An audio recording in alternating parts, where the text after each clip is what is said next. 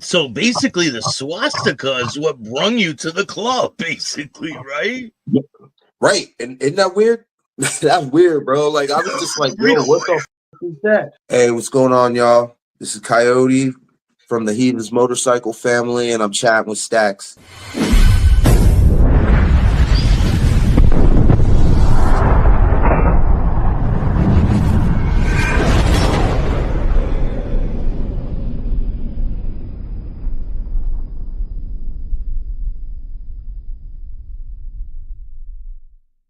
Welcome to this episode of Chatting with Staxx. I'm your host, Bill Staxx, and today, what's Hey, up, what's man? going on, Joe? Hey, how you doing, man? I'm doing great. Thank you for joining me. I appreciate you taking the time. Hey, I appreciate the opportunity. Yeah, no doubt. So you're a part of a club, the Right, Heathens, right? right. Heathens Motorcycle family. Yes. So they don't call it a motorcycle club; they call it a motorcycle family. Yeah, we're a family. We're a family. To us, it's much more than just club. We're really there for each other, and we're at each other's houses, watching each other's kids sometimes. You know how it goes, Yeah. so we're a family. Yeah. So where were you born and raised? Well, that's kind of crazy, man. I was actually born in Honolulu, Hawaii.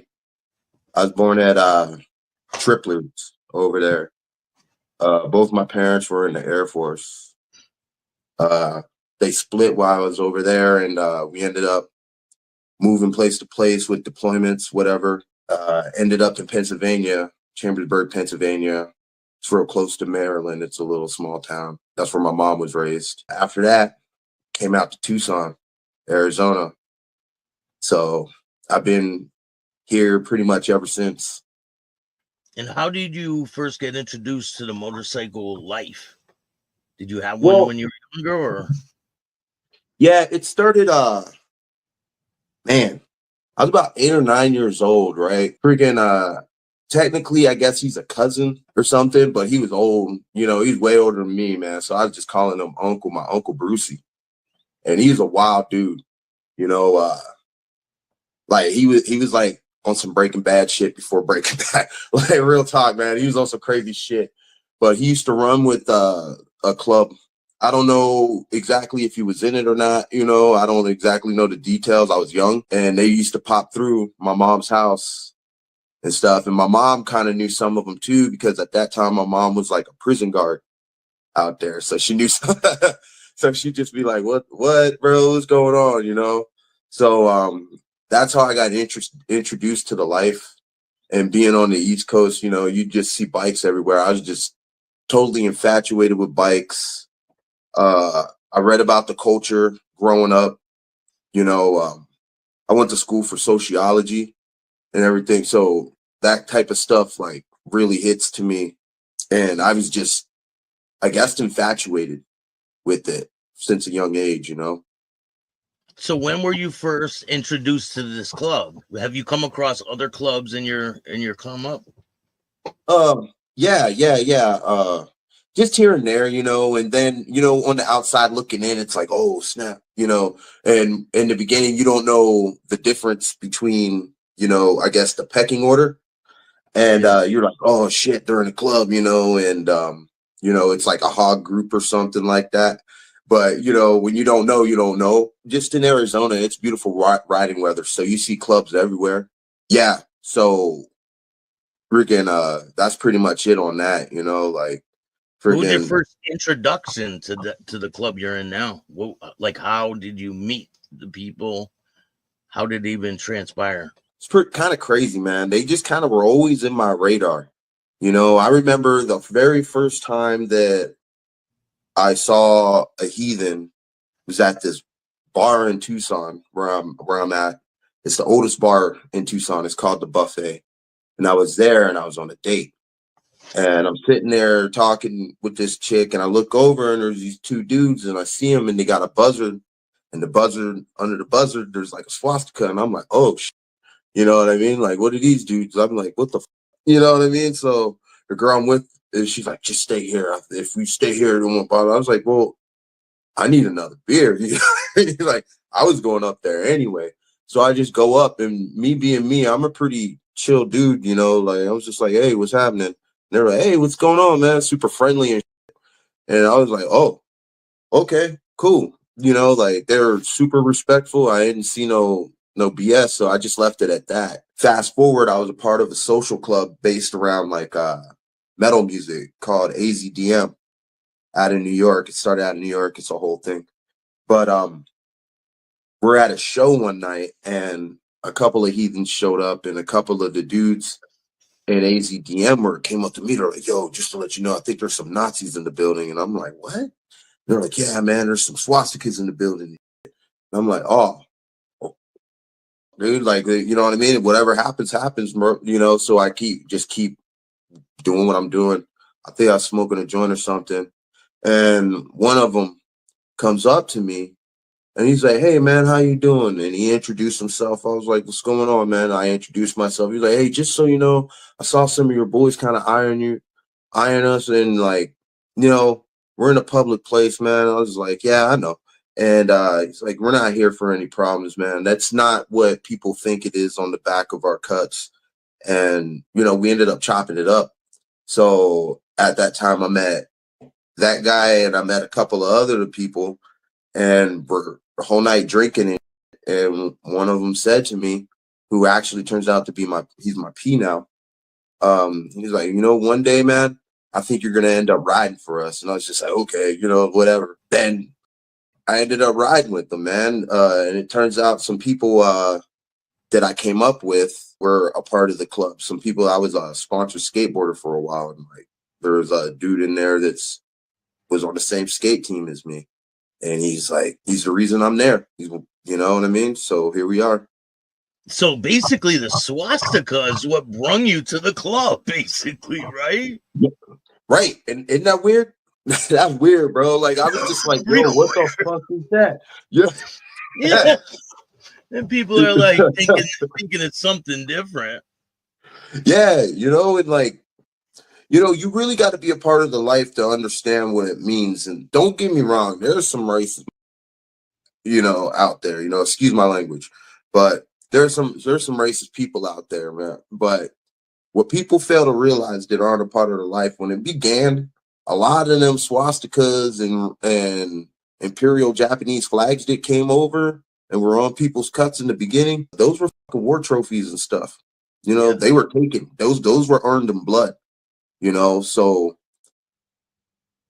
I'm burnt out anyway, so I don't care on the first topic. You know what I mean? So what's it like to be a black man riding around with a swastika on your cut? It's funny. You know, I usually out here I stay geared up. So, you know, I got my long sleeves, my gloves, I got full face and gator on. And I'll be at a stoplight and you'll see people in the light. You just like, you know, like you can tell they're talking. And I'll just lift my visor up and be like, and they're like, I did that one time, and some dude, I did that, and they all just froze, and I just took off. I look in my mirror, and they're still there, like confused, people honking and stuff. You know, I don't care. You know, I don't care. You know, because it's more to that than the symbolism to me. You know, it's base level. It's about my brothers. You know, and like that's just what it is. And of course, I know I've had to answer to some dominance that, you know, from like the black bike set and everything. They're just like, you know, what's this about? And I explain it to them and they get it, you know? Yeah, but so it's one thing to associate with some people, smoke a joint, hang out at a concert, and it's another thing to join the club and be wearing it on your back. So like where does that transition happen? So you're like owning it, you know what I mean? It's a lot different than just hanging out with some people. Yeah. So where does it change for you to be like, I'm gonna do this? I would say it was, you know, it was when I finally asked to have the meeting to where, because, you know, they were asking me, why don't you come and hang around, man? Why don't you come talk to us? I was getting messages and everything. And I was like, I don't know, man. I don't know. Cause I was, you know, I was going through some shit at the time, but finally I was like, what's wrong with talking to them and seeing what it's about? And then I want to hear from them what the swastika means to them. And basically to us, it's like it's a buzzard over a swastika. So in that aspect, that is a dead issue to us. You know what I mean? We don't move like that. So it doesn't. So that's what it means to us. And it's just, to me, I call it the measuring stick, because people are going to do one of three things. They're going to come up and ask you a question. They're going to ignore you, or they're going to come up and be belligerent and want to pop off. And then it is what it is after that, So and have you had all three happen to you in your time yeah, in the club? Yeah. Saying FAFO, man. It straight across the board. I believe in being respectful and cool until it's time not to be. So you get that. It's gonna come with it. And that's one of the things you need to realize when you're coming our way, whatever color you are, whatever race you are, a nationality, that's gonna happen. Because it is, when we break it down, it is a vilified symbol, even though it was around eons before, someone with a mustache kind of did it for everybody else, what I mean? So look at what Kanye West is doing with it now, and people are not happy with him.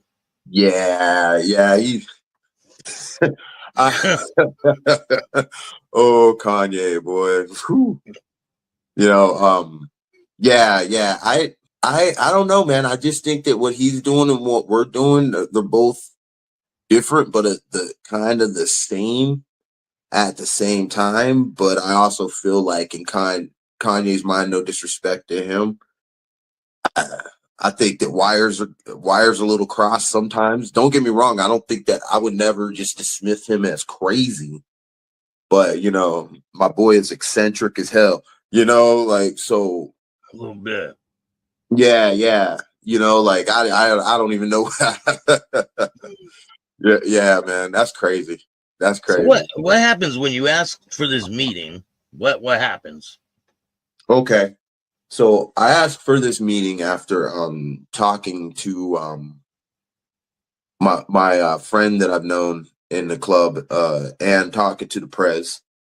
So we meet up, funny, at the buffet. That's the same place where they first came in my radar, and I'm sitting there and I'm waiting, and all of a sudden I hear, you know what I mean? All kinds of bikes pull up, and I'm like, okay, cool, they're here. They all come in, the probates and prospects and stuff up against the wall. The officers sit down and we just chop it up, and I tell them about what I've been going on, what's been going on with me. I tell them about myself. They tell me what the program is.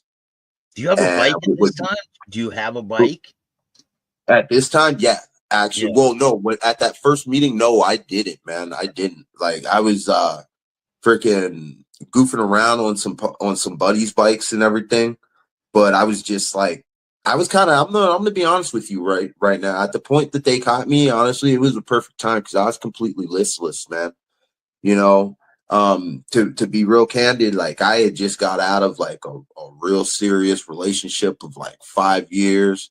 I kind of felt like I got done a little dirty in the relationship, and like I was freaking I had like a piece of van, like barely making it to work, sitting there doing my thing, and just going back to the house and like drinking myself away, and just like that's about it. That's all I was doing, going to shows here and there, but I wasn't doing it. I have no wind in my sails at all. They caught me, like I said, they caught me at the perfect time because I was waiting to be a part of something. I was waiting to do something. I was waiting to flourish, Man, we all sat down, we hashed it out. I decided right then and there, I was like, you know what? I want to hang around, That's what I want to do. I want to see what this is about. And we shook hands and everything. they took off, and it's funny because one of my best bros, you love him, man. He's hilarious. Shout out to my boy Thump. Friggin' he was there, and he comes up to me because it's during the conversation we were having, some old drunk dude was interrupting, and he almost got his wig split, and Thump saw it, so he comes over and buys us all around. He's like, hey, no disrespect, but don't mind him. He's a drunk. And he walks the dude outside, and he's like, dude, go home. So as they're taking off, me and Thump are watching them, and I'm like, damn, dude, that was pretty awesome. And he's like, yeah, man, that was cool, man. I was like, yo, we need to do this, and freaking he was, we ended up splitting ways. I started prospecting. He prospected later, and he's there to this day. It was just incredible, dude. It was incredible. It was a strong meeting. I felt like, even there, dude, I felt like them dudes cared about what I was doing. My who would went on to become my sponsor, Johnny. He messaged me that night. It was like, give me a call. I give him a call. He's like, I tell you what, I don't know you. I just met you today. He's like, I like your energy, man. And if my brothers are vouching for you the way that they're vouching for you, then I'm a vouch for you. And when it's time for you to rock, I got you, and it's just been like that ever since.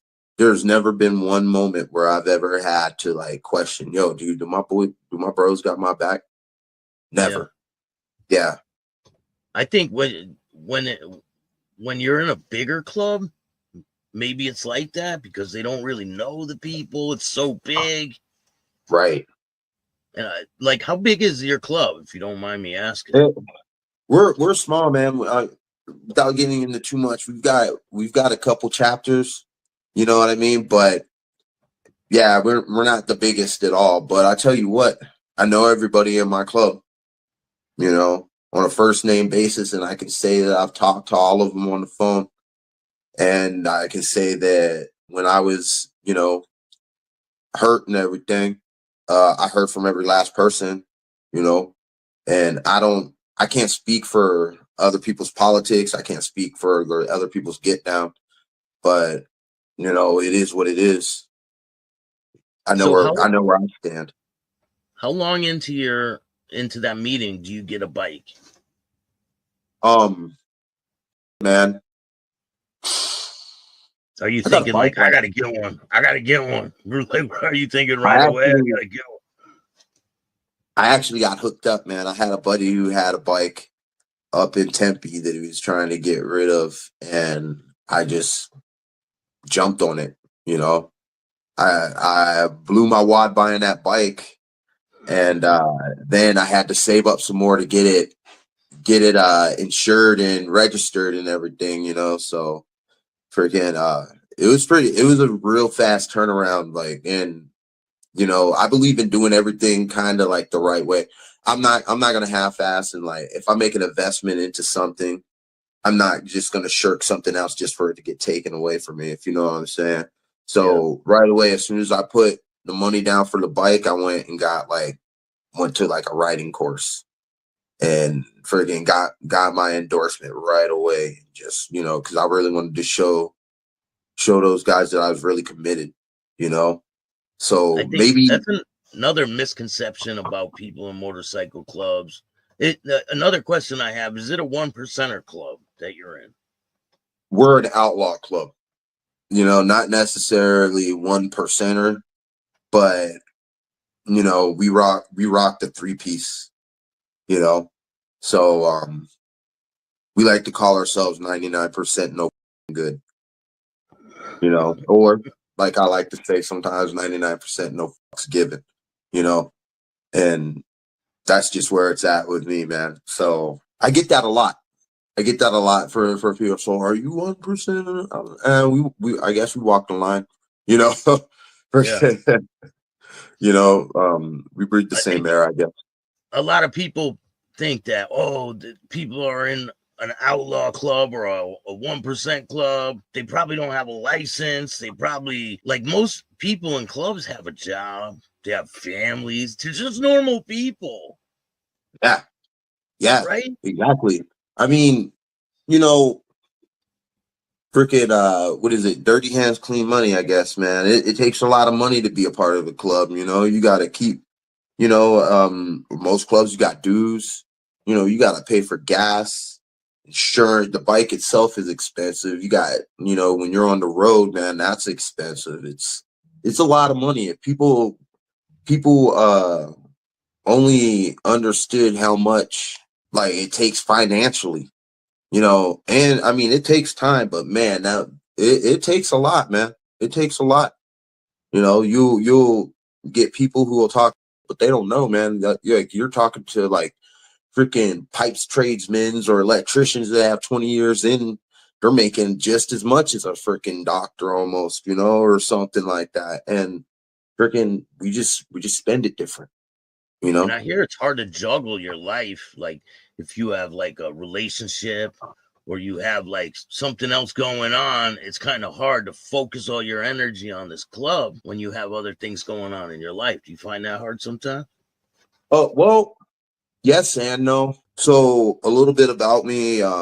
So I practiced Brazilian Jiu-Jitsu. I'm sorry, Brazilian Jiu-Jitsu. And I've been doing it for a long time. I'm a brown belt. I coach kids, I have a Yeah. full-time job.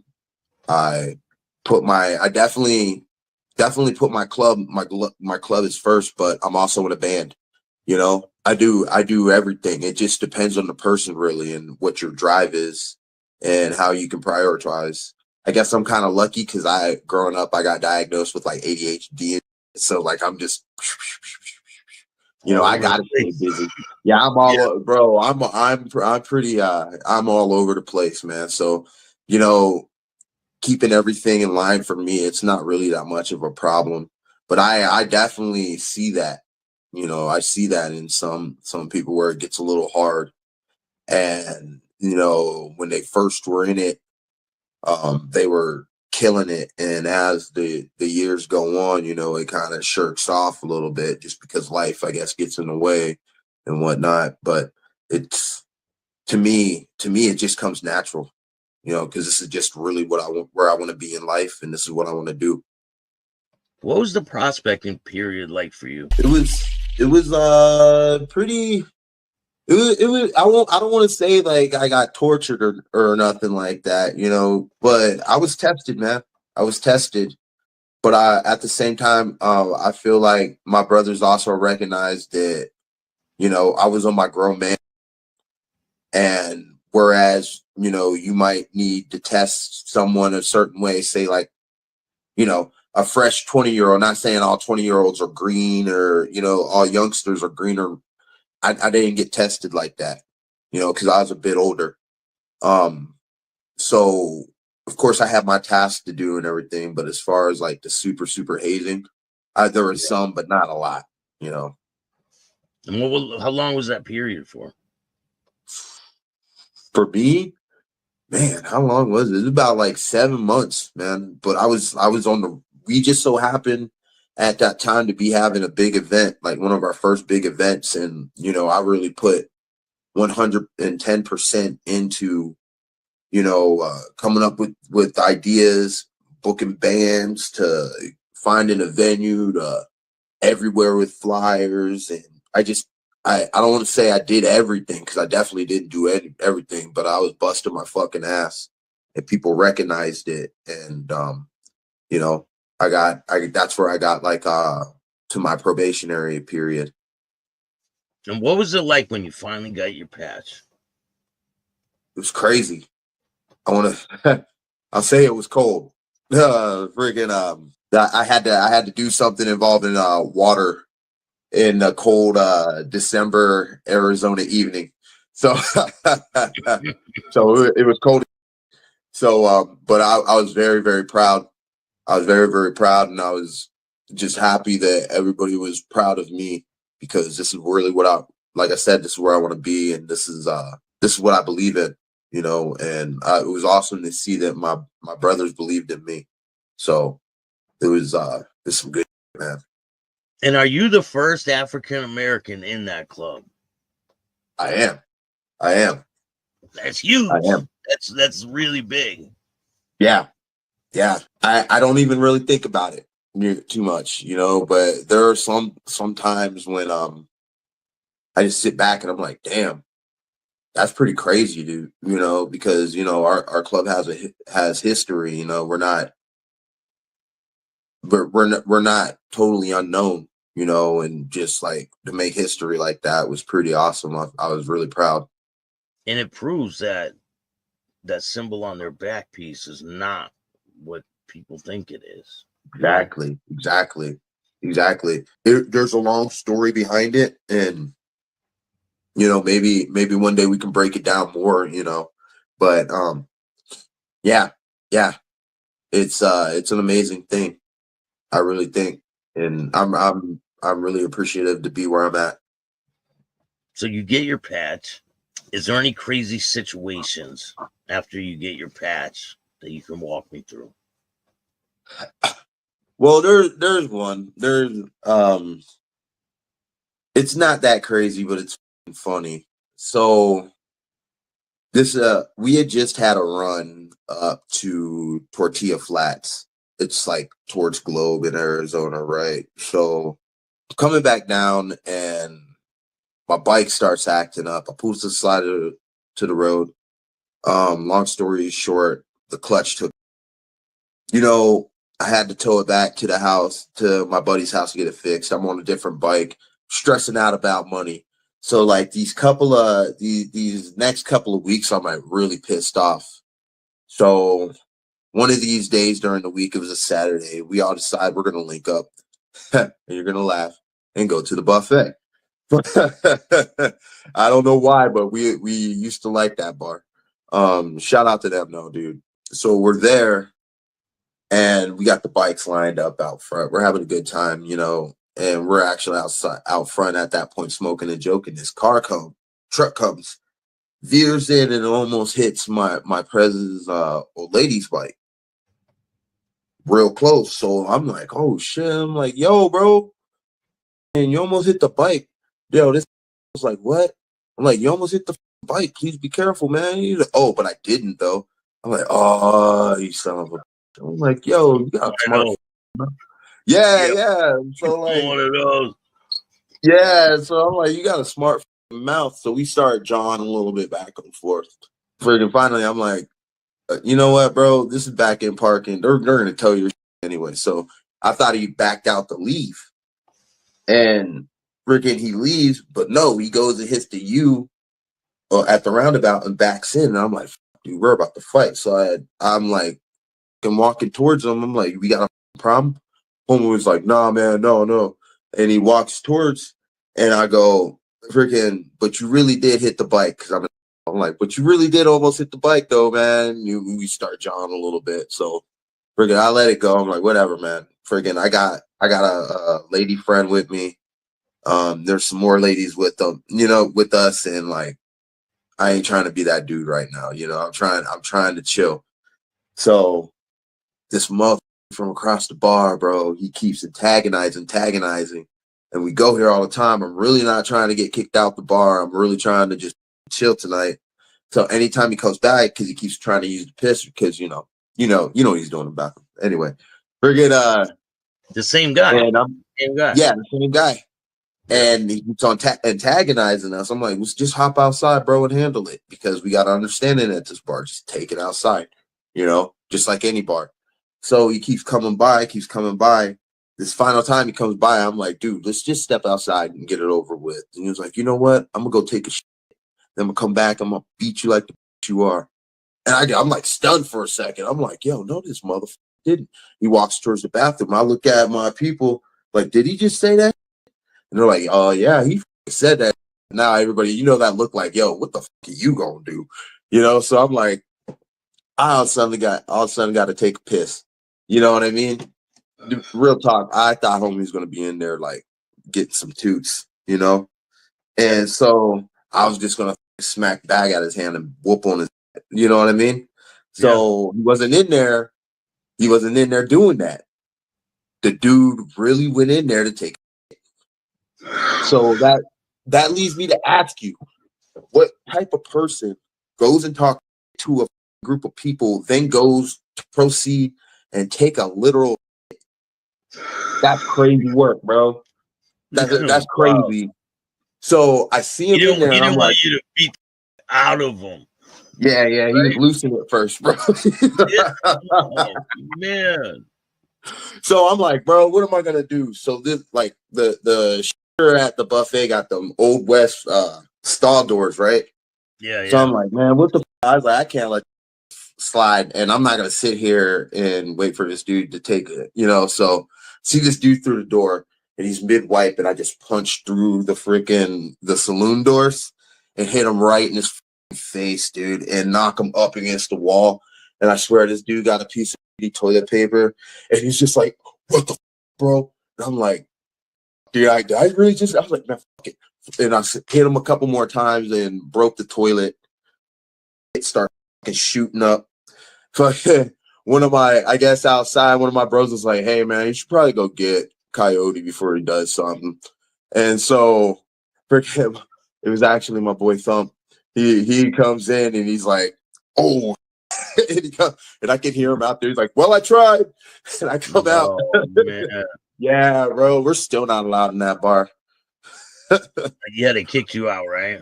Yeah, that 86 us, man. Like, freaking that was pretty funny. When it comes to like serious, at least for us, like we're out here by ourselves, kind of. We're neutral, bro. Like we don't really get into too much because we respect everybody, and just so happen everybody's super cool with us. And I think that honestly, here in Tucson, like pops off sometimes, but I think that there's like this general understanding that we got really nice weather where we can ride 365 days a year, and we got dope ass events out here. Nobody wants to be the one to fuck that up, you know? Yeah. You don't feel like other clubs. I mean, you don't have to answer this, but you don't feel like other clubs sometimes, like, what are you doing in our area? You got to ask permission to be here or anything like that. Nah, man. Nah. Like Texas. Texas, we all know who Oh yeah. Texas allegedly Yeah. belongs to. Yeah, man. Don't get me wrong. Like where I'm from, it's not like everywhere else. It's Yeah. very few and far between. But here, nah, man. I've been here since I was 12 years old. I'd be goddamned. You know what I mean? Yeah. Like freaking ain't no way. And that's not even on no tough guy. It's just like, bro, what's the point? You know what I mean? You know what makes people, what teaches people that they really don't earn or own a go. Like, and when you're on that type of time, it's only a matter of time. We've seen it. We've seen it in the news. Have you seen it in your area? Have you seen it in your area? Oh yeah. Oh yeah. I'm not gonna name no names or nothing, but yeah, I've seen it, man. I've seen it. And I don't want to. I'm not gonna get into too much detail because it's not really none of my business. But yeah, I've seen it. So I just wish everybody would get on the same type of time, man, and we could all just chill everywhere, because that's one of my favorite things. Clubs to get Go ahead. along. Do you think it's possible for clubs to get along? I can't really answer that, and because I know that there are some beefs out there that are decades old and were been beef since I was born, and I understand that there comes a time that after so much lives have been lost and so much blood has been shed, that it might not be able to get walked back. But then at the same token, I feel that we're all grown men, and that there's nothing stopping us just from really sitting down and hashing some real shit out. And I believe in fist fights, to be totally honest with you. Straight up. I was raised by old school people, and if you have a beef, you have a fist fight. What did Craig's dad say? He said, "You live to fight another day." You know what I mean? Like, and there's no reason for someone to get taken off the map over some petty shit. Especially when you find out. It's crazy because you know, being a sociologist and looking at podcasts on YouTube about gangs and stuff, and you realize that there's a lot of beefs that get started over females and stuff. And I'm like, that's crazy, bro. Because and then you know, both people lose their life. Both people. You throw your yeah, life away for nothing. yeah, and guess what, man? 78% of the time, these hoes out here are for everybody. You know what I'm saying? And they're playing games. 100%. Yeah. And like it just dumbfounds me sometimes because come on, like I said again, I'm 42, bro. Imagine me joining an organization or joining something in my 40s to prove that I'm tough or something. You know, that's just weird to me, man. And that's just me. I'm probably gonna offend somebody with that statement, but you know, all I can do is speak my truth from my observations. Do you guys get harassed by law enforcement? Yeah. Yeah. Which is funny because freaking they'll pull you over and then they'll try to shoot the shit with you. Like, bro, what the I gotta, you know what I mean? You gotta go to work or something. They pull, hey, so what are you doing? I don't know, dude. I'm trying to get to work and earn a paycheck. What are you doing other than harassing people? You know? And the other thing that cracks me up are the law enforcement clubs because, you know, like during the weekdays you're pulling us over, but during the weekends you want to be us. That's wild as hell. That's wild as hell. Have you seen them out on the road? Yeah, have you seen them out on the road too? Oh yeah. Oh yeah. Oh yeah. Yeah, yeah. I've seen more than a few out here. Friggin' I always laugh and think of my head because yo, those dudes will be having their late clutching their old ladies and their old ladies be staring. I was like, ooh, that's what makes you do this. I was like, you know what I'm saying? The old lady just want to go out and they might as well have the girl riding. Exactly. Might as well be on the back. Exactly, bro. Like those dudes, I don't give them dudes no respect. You know what I mean? Pick a side of the fence, homie. So how far have you guys ridden in the country? Some of us have ridden coast to coast, man. You know what I mean? Me, I've been more around Arizona and everything. Been up to Colorado for a bit and then came down. But mostly that trip I was in the cage mostly. I didn't have the insurance on my bike or nothing, so I didn't bring it with me. You know what I mean? I mean, the last thing I want to do is get pulled over to and then them gives them grounds to with the bros, you know. I like my on the up and up when it comes to that. That's the base level. Exactly. That's the base level. Get your ass some. Hey, folks, get your ass some insurance and not the bare minimum for real. How many accidents have you seen, and can you walk me through an accident if you got a story about that? Oh man, that question kind of hits hard, man. One of our prospects just went down Sunday. We were heading back to Tucson from down south and freaking chain reaction, man. He got hit and he got drugged and you know, I don't want to get into too much, but yeah, he's not doing so good. If I could take a second and just say, Chop, I love you, bro. You're strong, you're gonna get through this shit and you're gonna come out the other side better than ever, man. We all love you and we're hoping for the best for him and his family. Man, he's got it was scary, bro. It was scary. You know, you train yourself and you could take all the classes and first aid and all that you want, man. But when you roll up on that, man, I'm not gonna lie to you. There was a little bit that I froze. Shout out to the bro Has for keeping a calm head and like doing what needed to be done and snapping us out of it to freaking help him. You know, like it, dude. God damn it. You know that was not. Yeah, it's a lot of chaos, right? Adrenaline rushing. Yeah. You know, and freaking it really hit different because July of 24, I was hit on my bike by someone who wasn't paying attention, you know, and freaking I had like an open book pelvic fracture, basically splitting in two. I have titanium rods and plates and screws and shit inside of me, and you know, like rolling up on that, all I saw was like flashbacks, but it felt like flashbacks, but from the other aspect of things, you know.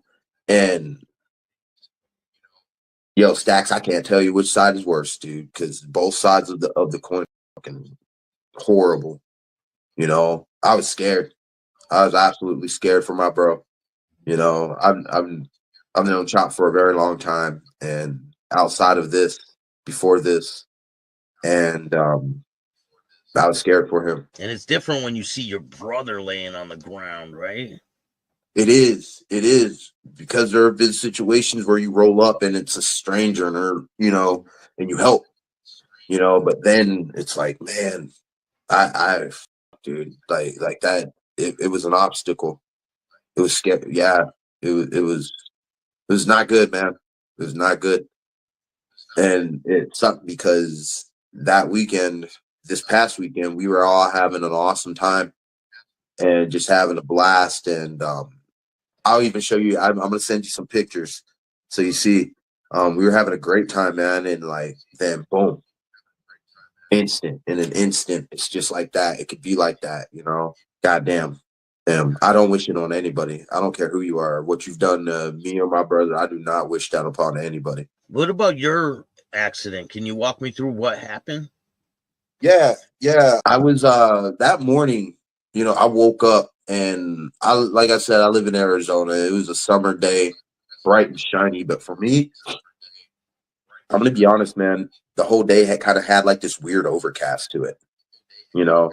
And that morning, we went to a memorial for another fallen rider who had passed away, you know, and I went home, grabbed my girlfriend, we went out to lunch, came back, had lunch, came back home, had a nap, and, you know, midday adult naps. Got up, got ready because we were going to the clubhouse because we were having an event. And I remember just getting on the bike, going cruising, and just nothing was wrong, but it felt weird. So then we're at an intersection and I have the right of way. I'm going right through. And here in Tucson, we have these cautionary yellow left-hand turn signals. Guy wasn't paying attention. I saw him and it looked, I swear it looked like he was looking at me, man, you know, and he goes to make a left and I see him coming and I'm like, yo, what the dude? Like, what is this dude doing? So like, I start, you know, trying to go parallel to him. Cause I'm like, freaking, what? I don't understand what's happening necessarily, you know? And then the last thing I remember is being like, bro, I'm gonna get off this bike and beat this dude. And then I wake up on the ground with people around me. And the first thing I do is like, you're in the left lane. He's in the right lane, and he's like turning into you. So I'm headed west. He's and I'm in the freaking farthest left lane, or farthest lane going west. He's in the left turn lane to go north. And yeah, he came and hit us, and I'm telling you, the first thing I did, because my girlfriend was on the back of the bike, you know, the first thing I did was like I started yelling her name. And then I saw her and she's crying and people are holding her back and they're telling her she can't walk. She's like, I'm fine. Friggin' then another blur. I think I'm passing out. And I passed out a little bit and I woke up in the ambulance and friggin' the one of the EMTs, man, whoever he was, sorry, bro. But friggin' he tells me, he's like, sir, I'm gonna have to cut off your jacket. And I'm like, no. And he's like, well, it needs to be done. And you know, like how people will talk about you, but it's like, remember when you were a little kid, they'd be talking about you, but they're talking over you. He started doing that, and he asked for some scissors. So I see him with the scissors, and he's coming towards my cut, and I smack the scissors out of his hand. He looks at me like, "What the fuck?" And I'm like, "I can do this. Grab my hand." And then I told the other EMT, "Grab my hand," and they pushed me up, and we took off my cut, and they folded it and put it on my chest. I went, I was I went to the triage, the trauma center, and freaking they were talking about freaking putting a catheter in, and I still didn't understand the severity of what had happened. Like, okay, we're gonna put in a catheter in you, okay? I was like, what the no? Do I get a choice? I don't want, you know what I mean? They're like, well, you're gonna piss yourself, and I was like, well, fuck that. You ain't sticking nothing up me, bro. Like you're coherent, right? You're coherent. Yeah. You're talking. Everything's good. I'm talking. I'm talking. I'm cracking some jokes and stuff like. Freaking and so she's like, okay, well, let us at least get you some stuff to ease the pain. So they gave me some. She's like, get the catheter ready, and I'm like, oh, and I pass out. I'm passed out. I wake up, I got a catheter, and I'm like, damn, she got me, bro. And so they're moving me to a room, and they're talking. And at one point, I'm like, hey, I think I'm missing a tooth. And they're like, what? We didn't. I don't know. And I was go. I spit a tooth out on the ground. I was like, there it is. They're just like, dude, what the hell's wrong with this dude? It was, I was on some good drugs, I guess. I don't know. What are all the injuries that you got from that accident? So basically, I got a open book pelvic fracture, which basically I split in two. Ooh. And I destroyed my pelvic ring right here. And I'm really lucky because I got like a concussion, and I was bruised and banged up. But other than my pelvis, that's all that really happened. When I hit, I kind of got, I sideswiped them and I popped up and I landed straight down on my tank. And like open book pelvises are really common motorcycle injuries, and people who ride horses get them too. So yeah, that was fucked up. From like slamming on the tank, right? From you, slamming on the tank. Yeah, I saw a picture of my bike afterwards, and I was like, damn. But I will say, homeboy in the truck couldn't drive that either. If I ain't riding, you ain't driving, bro. Sorry. And what was the recovery period like? How long? They said it was going to be about a year and a half to recover. I also, like I said earlier, like I'm in the gym a lot. I do jujitsu. I do all kinds of stuff. So I was in really good shape. So I guess that really helped me. And I'm really stubborn, man. So the minute that they said that I was going to be able to walk again, I was like, oh, well, cool. So it's just a matter of time. So I was in a wheelchair for about 3 months. And then when they gave me the clearance to that I could walk, that weekend I hopped on a bike. Not for too long, but I definitely hopped on a bike and was rolling around. Yeah. Yep. It hurt, but I had to do it. I had to prove to myself that I could. How was your brother's support during this time? My brothers were there every day. Every day there was somebody there. Anything I needed, my family needed, they were on it. I was like, dang, man, I need like slippers, and what I mean, my feet were getting cold. I had them, they got me everything. They set up a fundraiser and that. I don't even want to measure the financial. I'll just say that financially I was freaking taken care of. I wasn't worried about nothing. I wasn't worried about no bills. Emotionally, mentally, and everything, they were there. They were there, absolutely, telling me, because I was like, dude, I don't got a bike anymore. I guess I'm out the club. They're like, hell no, bro. That's not how this works. You can't get rid of us that easy. You know what I mean? And so even me having like, I don't even want to say apprehension, but there is a point when you get hurt like that. And believe me, because I'm 110% down for my club, there comes a point when you go down like that, you're like, dude, can I really get back up and do this? You know, can I get back up and do this knowing that this could be one of the outcomes, knowing full well. And for me, it wasn't even a question. It was just, yeah, absolutely. You know, my brothers showed up for me, so I'm gonna show up for them every damn day that I'm breathing. Yeah, Just like they were when there. your the prospect went down, right? Yep. They're there for him. Yeah, I was working today when we were calling earlier or talking earlier. I was at work. I actually went on a delivery, and in between the delivery, I went up and I actually got to see him and everything. So that was really awesome. How's he doing? Doing better? Yeah, he's doing better, man. He's doing better. He's a strong cat, man. Like, he's a badass. You know, like he's a good man. So what does it mean to be in this club for you? What does it mean to you? It's family. It's in the title. You know, that's what it is. Don't get me wrong, you know, I do have a biological family and I love them very much, you know, but this is family. You know, we're literally there for each other. I talk to my brothers every day, every single day. And you guys argue just like normal friends do and everything, right? Oh man, my best friend is in the club, bro, and he gets on my damn nerves constantly. And I hope he's gonna watch this because he knows who I'm talking about. So every day he always gets on my nerves, man. Like yeah, man, it's gonna happen. It's family, you know. Like we're gonna fight like siblings sometimes. So, but at the end of the day, we all believe in the mission statement, and we're all, you know what I mean. We're all there for each other when it comes down to it. So what's in store for the future for you? I couldn't call it.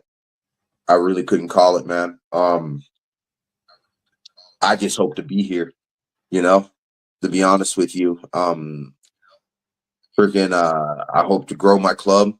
I hope to protect and uphold the legacy of my club. And I hope to be riding. That's it, man. You know, and being a good brother. That's it. Hell yeah. It sounds like a good time, man. It is, man. It truly, you know what I mean? I tell people high risk, total freedom. Oh yeah, I'll be riding in the summer. Come on. Hell yeah, man. Even the ducats up right now. About to get a bike. Hey, do it. Hey, when you get one, come out here. I'm telling you, it's a trip, bro. I will. Do you guys just ride Harleys, or can you ride anything? Like, we ride American made. So be it Harley, Victory, Indian, I guess. I mean, I don't know if we would turn down a Buell, but we would let them up. We let them know that he's rocking a Buell, but it'd be cool. But yeah, we're all American made, man. What's it like when you guys are riding in a pack together? Damn, man, it's poetry in motion. You know, I think it's beautiful. You know, especially when you really get to know how your brothers ride that are on the side of you and everything. And you're just hitting some bends and everything. It's just like a long snake, man. And like, you know, at first, I remember when I first started riding in a pack, I was really nervous, not for myself, but just for other people, you know, because I don't want to do anything. It's one thing if I do something to myself, but if I'm the cause of anything else, like especially my bros, man, that's ugly, right?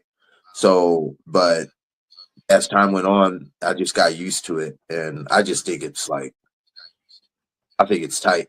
You know what it reminds me of sometimes, and this is probably people are gonna laugh, but you know, like during Chinese New Year and stuff, how they got like the food dog dudes, and they're doing like they got like the head on, and it's all synchronized and everything. That's what it reminds me of sometimes. Just like the synchronized, just going back and everything. I dig it. This guy said it reminds him of a slinky. Yeah, slinky. That's a good one too. Yeah, man. I just have a blast, man. It's just, it's one of the few times I get to clear my head, you know. Definitely, man.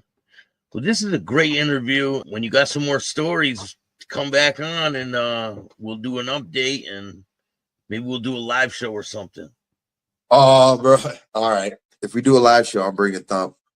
Hell yeah. Hell yeah, man. Hey. Definitely.